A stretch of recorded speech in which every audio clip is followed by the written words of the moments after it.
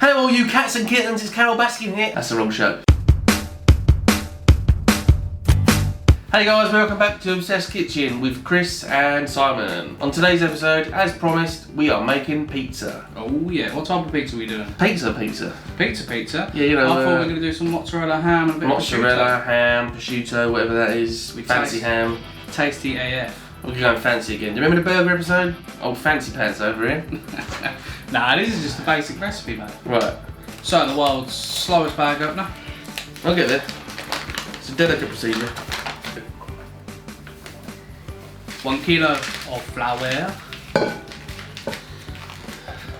And to that, we have a pinch of sea salt, and I'm going to need 14 grams of yeast, please, right? Yeah. It's very precise. Nice. Pinch of that. You've got to be precise with the yeast because too much rise and your dough will collapse. And then we've also got in here pre-weighed, which is 5 grams of sugar. And then to that yeast, you want to add 4 tablespoons of olive oil.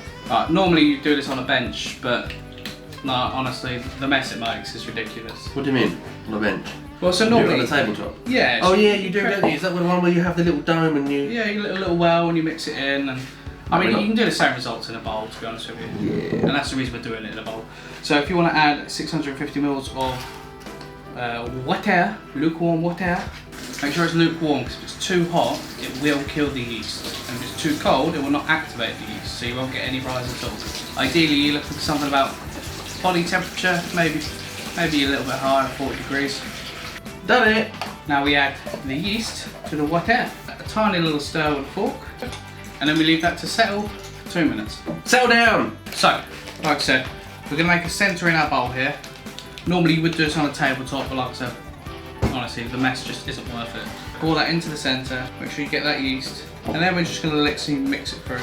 Now you can use a spatula for this, but I like to get in there with my hands and work it through. If you can just put some flour on the bench for me, mate. Yep, flour coming up. It's just so I can start working the dough into the bench. So it's going to be quite tacky to start with. That's why you're doing this bit. And then we're just going to bring it in on itself and just keep it going. And what we're looking for is a nice, soft ball. That bit looks fun, man. You want to give it a try? I do want to give it a try. So a bit more flour on the bench, because she's nearly there. Brilliant. Make sure I fold that down. As you can see, it's nice, soft and tacky now. Oh, it's nice now. So what we can do is we can flour the bowl we had it in originally, dust the bowl just so it doesn't stick, and then you can just put that in the bowl for me. Look at that. That is absolutely lovely. A little bit of cling film, and we're just going to pop that in a nice warm area for about 1 to 2 hours until it's doubled in size. And then what we're going to do, we're going to come back to it, knock it back and form our balls. What does knock it back mean? It means to take the air out of it. Welcome back. Obviously our dough has risen, it's come right to the top, so it's ready to give it a good old knock back. While I'm knocking back the dough, Chris here is going to work on the pizza sauce. Interested to see how this goes. So, oh, it loses all the air straight away, doesn't it? It does, yeah. And it's supposed to do that. That's what knocking it back is, right? Yeah, so we're just taking the air out of it. Why are we doing that? Because otherwise it's just going to puff up too much in the oven. And burn. We've got obviously your tomatoes, we've got tomato puree as well, and some spices, bit of garlic, salt and pepper, blah blah blah. Good stuff. I've already got some sugar in here, just about a teaspoon. So I shall add the passata to the jug and begin. I'm going to add about a quarter of this puree. I don't know if you know, but on the lids of purees, they've actually got the tool that spikes them open.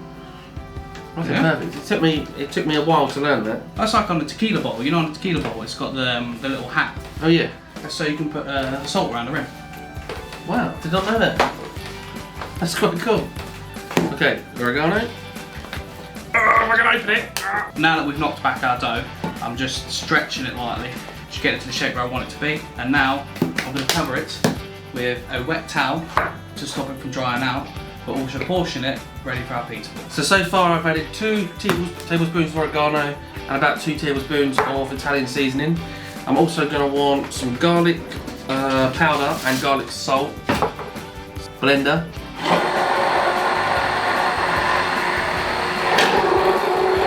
So I've got my trusty little rolling pin, and we're just going to gently push it out until it's almost like a little semicircle.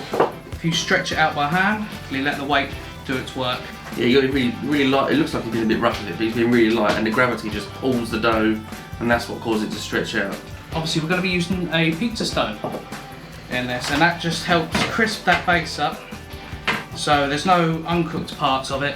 For the best results, a pizza will be cooked in a pizza oven, but we don't have a pizza oven, and not many people do. So a pizza stone is basically the next best thing, and they're really affordable.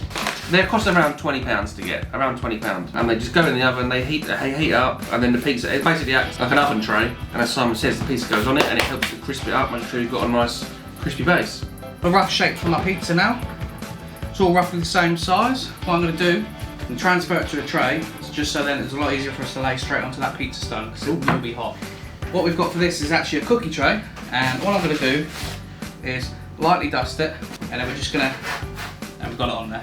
Using this is going to make it really easy to take it out of the oven, because that pizza stone that's in there is going to be boiling, and obviously it's a stone, so it's not going to be light.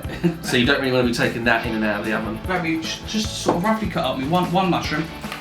I'm going to put a small layer of cheese on, because that will help the ingredients stick. Another important thing to note is to not get the cheese onto the tray, because that also will take off, and it'll be very hard to get it onto the stone. The fresh mozzarella, the nice Parma ham. They look perfect, mate, if you want to put them on pizza ready. I will do, although, if I'm honest, I'm not sure I can see mushroom on there. He's a fun guy. Hey! Hey! I wasn't expecting that one. So we just finished putting our toppings on. I'm going to do a little bit more. I'm literally just going to season it, because I'm just a big fan of seasoning, to be honest with you. That and pepper goes really well with that mushroom. Classic chef. Now she's ready, go into the oven. How long do you think it'll be in there? I would say 8 to 10 minutes. 8 to 10 minutes, perfect. About 180-ish. It's worth setting an alarm to remember. Yeah. 2 hours later. Oh, hell. Simon! What's up? I burnt the pizza. Now, what have you done? Well, I burnt the pizza. Mate, honestly, right, let's stop the video. Yeah, turn the camera off, Do you know what? I'm going to have to fucking order one. Oh, what about the new place?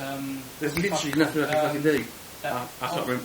Obsessed Kitchen, something like that? Yeah, maybe, yeah. Alright, I'll give him a call. I need to order as quickly as possible a medium-sized ham and mushroom. Stack. We do the Al Capone, it's usually in the ingredients, it's usually that hard. Has it got ham and cheese on it? And mushroom? Ham and cheese. Mushroom, yeah? Yeah. Yeah, perfect, yeah, I'll have one of them, yeah. Is that it? Is it here? Yeah. That was quick.